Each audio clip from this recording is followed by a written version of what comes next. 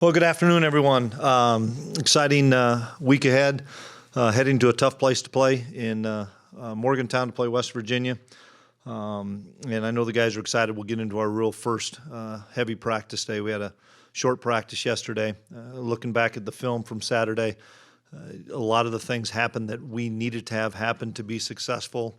At Baylor, it's kind of what we had hoped for, planned for. That was the game plan, is to hold on to the football.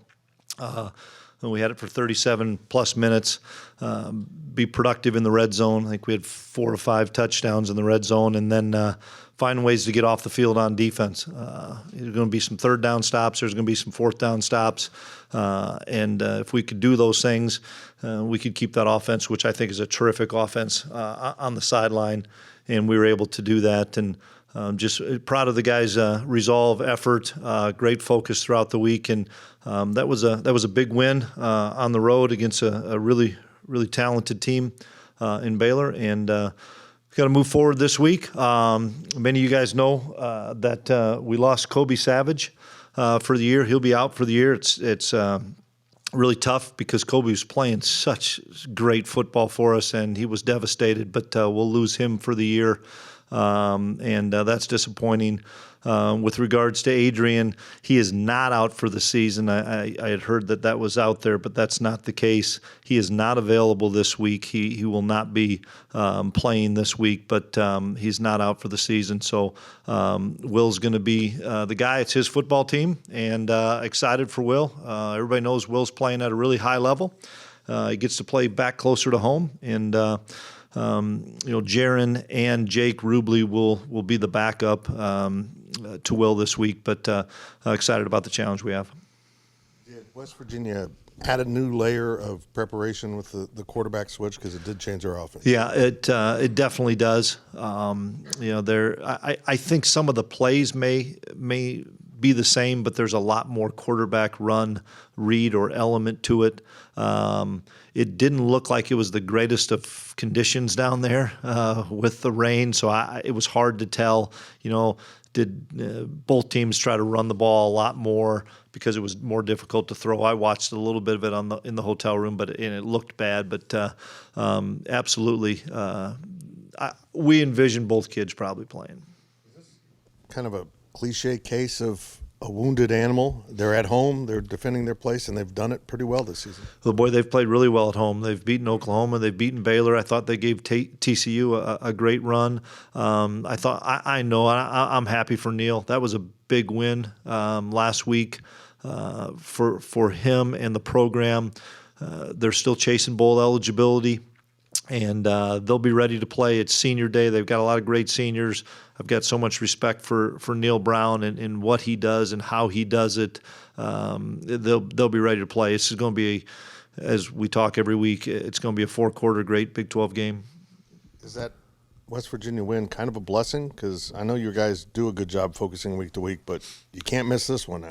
Yeah, I think they were going to be ready to play no matter what because of character and toughness of Neil Brown coach teams. But without question, they've got a lot to play for, and we have a lot to play for. So it's going to be the same thing. Who can make the fewest mistakes and play a clean game? The plan for going on without Kobe, is that just inserting TJ Smith, or do you experiment? We'll move some guys around. You saw us do that a little bit on Saturday as well.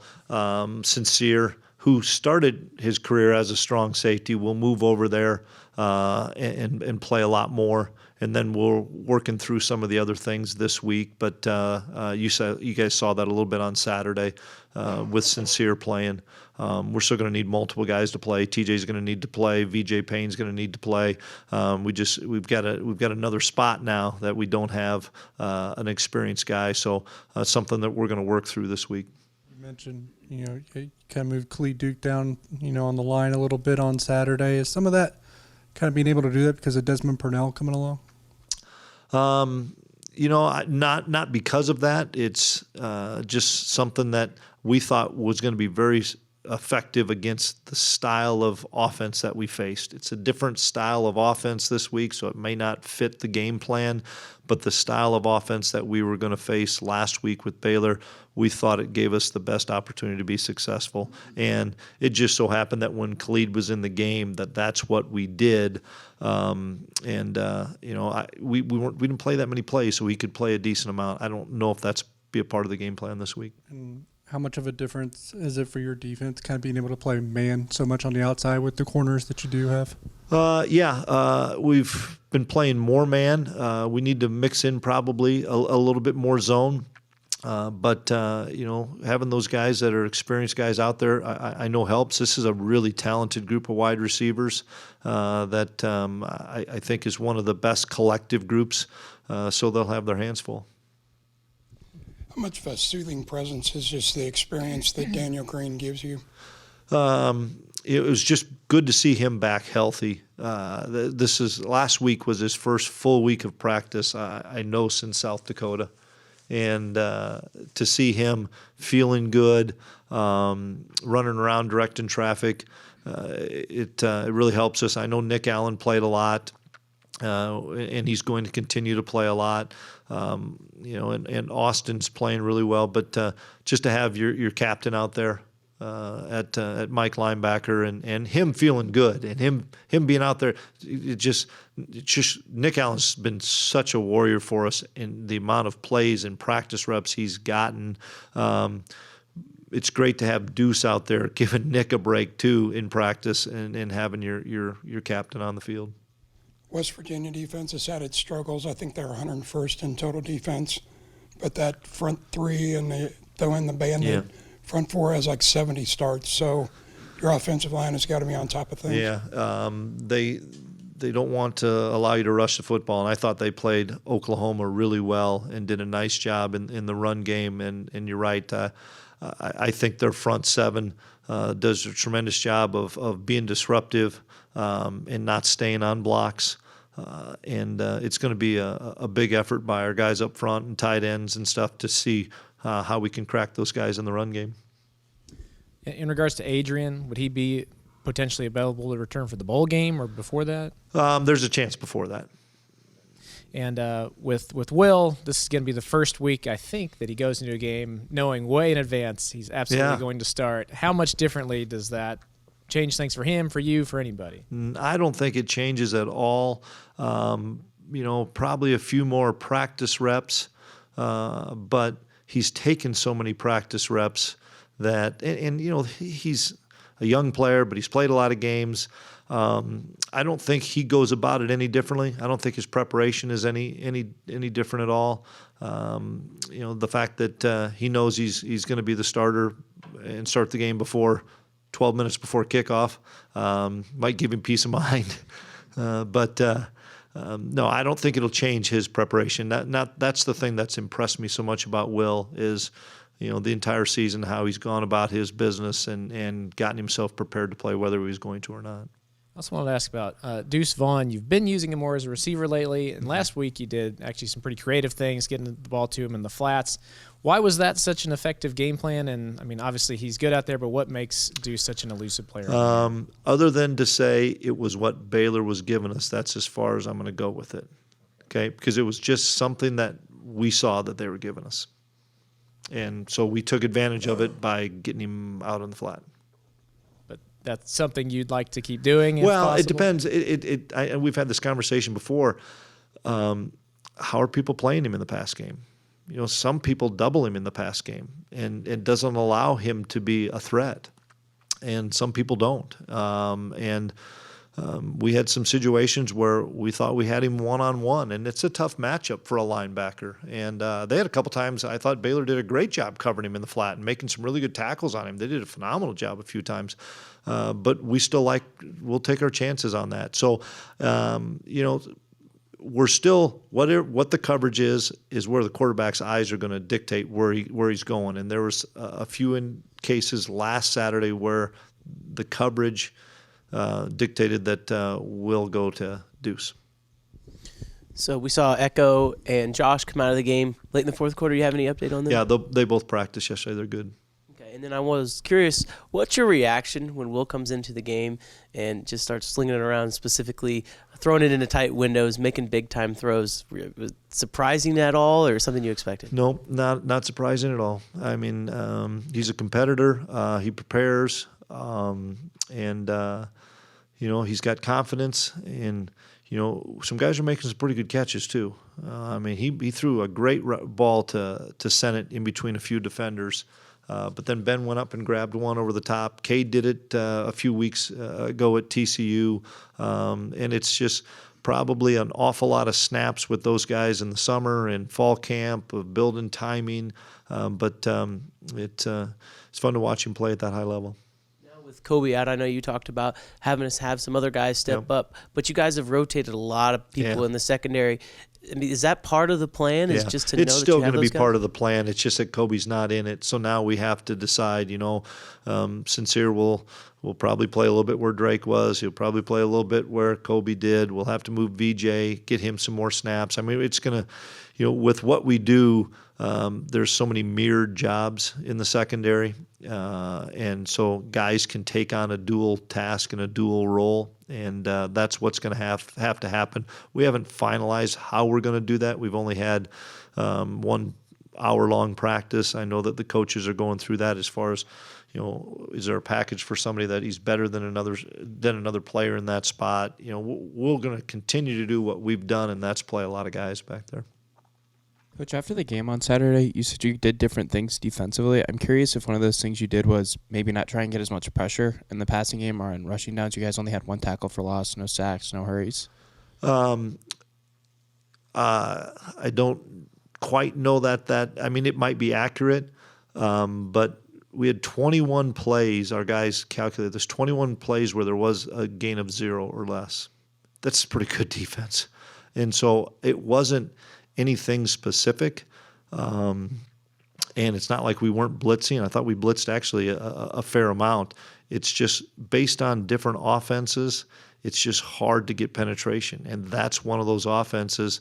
Their linemen can climb to the next level as well as any lineman in college football. That is a great group up front that Baylor had.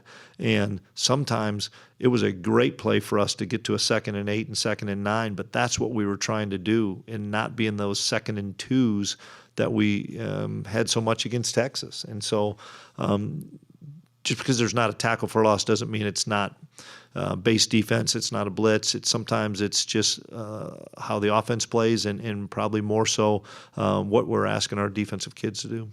And then obviously I think from a personal standpoint, Adrian coming here, maybe this year hasn't gone as well as you wanted it to with the injuries and having to sit out. Can you explain how tough it is for you to see him not play every week? Well, I feel bad for him because he was banged up. I know last year he came in here and was healthy, finally in fall camp, played really well. Let's not forget he probably had one of the top 5 performances in all of college football at OU. I think sometimes people forget that, but the kid probably had one of the best performances of any player in college football in that win. But I am frustrated for him that when he got dinged up against Iowa State, he just couldn't get it back. And then when he finally got it back, something else comes up. It's kind of like there's, it's just bad luck a little bit. And credit to him, he's still been a great leader, still been a great teammate, helped Will a bunch on the sideline. I'll meet with those quarterbacks here at after the press conference, and he's the one sending me a text. We good to go at 1:15, Coach? You bet. And that's a sign of a great teammate and a great leader. How important is that leadership and that kind of character in this time where he might not be able to start again in the regular season? It's the leadership has been phenomenal by our team for everybody. We have a great locker room. We've got a bunch of seniors that have taken ownership in the team. Alec, actually, you already answered my question about the tackles for loss, but you mentioned you changed some things up defensively, and I think Eli said that maybe simplified things a little bit. What exactly, or specifically, as you can I'm not going to go there, Arnie. I'm not going to go with what we did other than our kids got off blocks, I thought, and tackled much better than we had the week before. Coach, you guys have found success from the transfer portal at the defensive back position. I think of guys like Reggie and Russ last year and a couple more guys this year. Was that strategic? Is that kind of coincidence that you happen to go to the transfer portal for that spot? You know, it's probably a little bit of both. You got to catch a break. You got to make sure it's the right fit. A guy helped me on Julius and Rush East, a guy that coached those kids when they were young, really helped me on those guys. We got fortunate with Reggie, and then Reggie knew Drake, so that helped us there. I mean, it's tough. I mean, there's some, we've, just like other programs, we've missed on kids in the transfer portal too. And the window is so small that you recruit these guys because in this year is no different, is that by the time they enter, they've got about a week to decide or 2 weeks to decide. And then the window's closed for kids visiting campus, and then school starts. And we've been fortunate though. You're right. It's been especially in that back end. I wanted to ask you about DJ Giddens. You talked about him a little bit on Saturday, but he doesn't get a ton of opportunities, but whenever he does, he seems to take advantage of them. Talk about just the mindset he has to be ready to go whenever you guys call his number. Yeah, it's fun to watch him get better as the season's gone along. As far as just understanding what we're doing in the passing game, protection-wise, he's always been a really good runner. You guys can see that. Boy, he hits it downhill, and the pile goes the other way when he makes contact, and he's learning a lot from Deuce. He's a very unselfish player. He wants to play, but he wants to win. Glad to see him get in the end zone. But just watching him as the season has gone on gain confidence with the ball in his hand, as well as in protection, as well as throwing him the football. He's a really talented guy that we're fortunate is still a young player. With Will moving up to 1 for this week, Jake moves up to 2. How have you seen him respond since being thrown in kind of a tough situation? Well, he hasn't gotten as many practice reps over the last month, and we'll get more. Jaron also comes into that boat. We always give 3 guys reps. We always have given 3 guys reps, dating back to when everybody was healthy. But so now Jake and Jaron will split more of those 2 reps, and Jaron's kind of the forgotten guy that is a really seasoned guy. That's an older guy that knows our offense really well. And so I'm excited that he's on the trip because there's a security blanket there because he's played in environments like Oklahoma State. And then Jake continues to grow and get better. And so I'll let Coach Klein kind of handle that as he sees it. But we're going to make sure that we have all 3 of those guys ready. In hindsight, with how well he's played when he's gotten to play, how big was Will getting to be the one during all of spring ball to the success that he's had? I think that was important. I think the most important thing for Will is the game reps in 2020 and 2021. You cannot, overstate that experience level of playing in practice is great. Okay, now the lights are on and it's the pandemic year and there's nobody there, but it's a strange environment, and he got a bunch of game reps there, had a bunch of game reps last year. That's what's helped him, I think, as much as anything, is going back on his preparation when he knew he was going to play in 20 and 2021, and now how he sees defenses, how he sees coverages and pressures. You guys can see it as well as I do. It's just his mind is slowing down for him so that he can make a lot of the right calls and a lot of the right reads. He missed a couple on Saturday that I think he probably would have wanted back to say, man, we had that kid wide open, and I just missed the look on it. But he's putting us into some really good calls, and I credit, once again, Coach Klein. Us coming up to the line of scrimmage pretty quickly and not being in a huddle has really been a huge factor for us this year.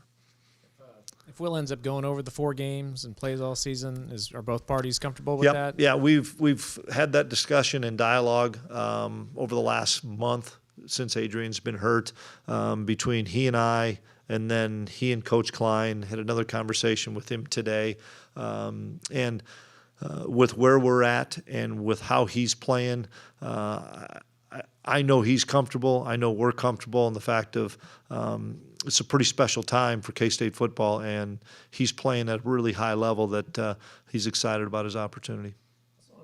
Ben Sinnott, I know he's from where you grew up. Is that the only reason I know it's not the only reason you grew up, but is that the main thing that caught your eye with him? Hey, we should look at this guy. Well, I went to school with his dad, so I've known his dad for a long time. He got in a lot more trouble than I did, but Tommy will love me that I said that. Ben was a really good athlete in high school. Played football, played hockey, played baseball, could have played basketball, did everything. And I saw a really good athlete that nobody was really recruiting in my mind. And he had some FCS offers, and Coach Mess brought him down. And we talked to him and said, hey, we've got an opportunity for you to walk on. And I think Ben was 205, 207 pounds when he got here. Really good athlete, but we didn't know what he was going to be.